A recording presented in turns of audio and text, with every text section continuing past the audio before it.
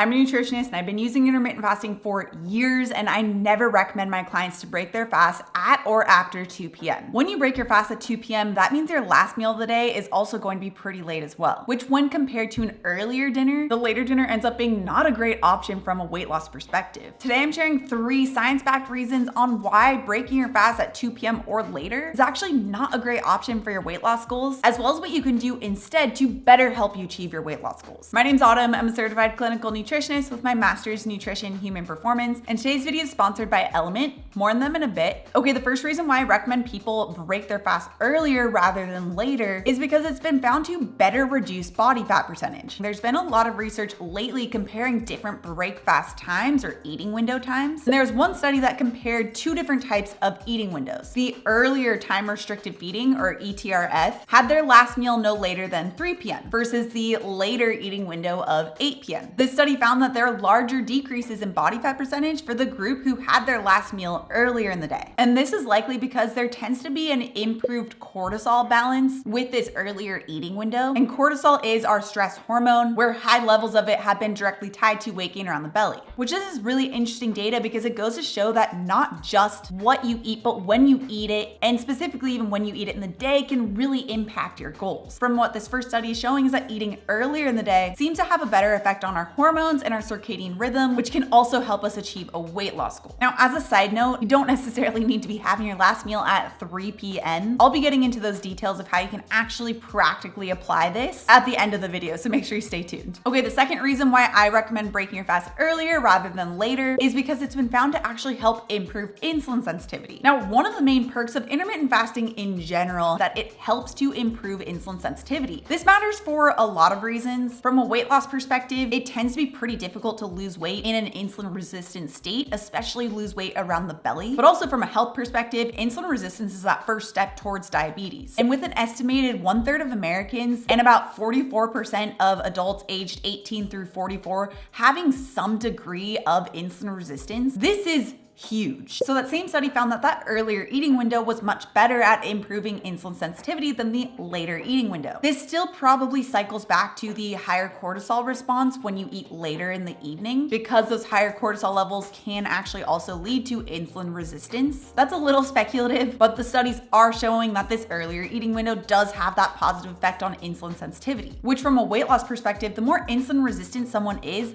likely the harder time they have with carbohydrates, or in other words, are more carbohydrate sensitive. And this means that a carb sensitive person can't tolerate really starchy or sugary carbohydrates as others. So by improving insulin sensitivity, it can also help to provide more flexibility with meals because the body becomes better able to process and handle carbohydrates. Now, before we move on to the third reason, I want to give a huge thank you to today's sponsor, LMNT. LMNT is an electrolyte company that was specifically created with fasting in mind. With intermittent fasting, it's really common to lose a lot of electrolytes, especially in the beginning stages, because of that natural dip in insulin, which releases a lot of water and sodium. Though unfortunately, a lot of people experience headaches or muscle fatigue when they first start intermittent fasting, and typically that's a sign of an electrolyte imbalance. LMNT contains the sodium, the magnesium, and the potassium to help balance out the lost electrolytes. And all of that without any sugar, which is pretty awesome because a lot of electrolyte companies have a ton of added sugar. I personally like using the unflavored LMNT during my fast, especially after my workout when I'm the most electrolyte depleted. And right now, LMNT is offering my viewers a free sample pack with any order. That's 8 single-serve packets free with any LMNT order. It's a really great way to test out all 8 flavors, and you can get yours at drinklmnt.com/autumn. This is only available through my link, so make sure to check out drinklmnt.com/autumn. Okay, the third reason I recommend an earlier break fast with intermittent fasting is because it's been found to help improve inflammation. So with that study comparing the earlier time-restricted eating, where they had their last meal at 3 p.m. versus the medium time-restricted feeding, where the last meal was at 8 p.m., it was found that the earlier eating window had better outcomes on inflammation. And a lot of chronic diseases can be traced back to inflammation: heart disease, cancer, type 2 diabetes, arthritis. So this earlier eating window with intermittent fasting has not only been found to help with weight loss goals, but also possibly with these long-term wellness effects too. But there's also the practical side of things, which I think is often just brushed under the rug or forgotten about completely, but matters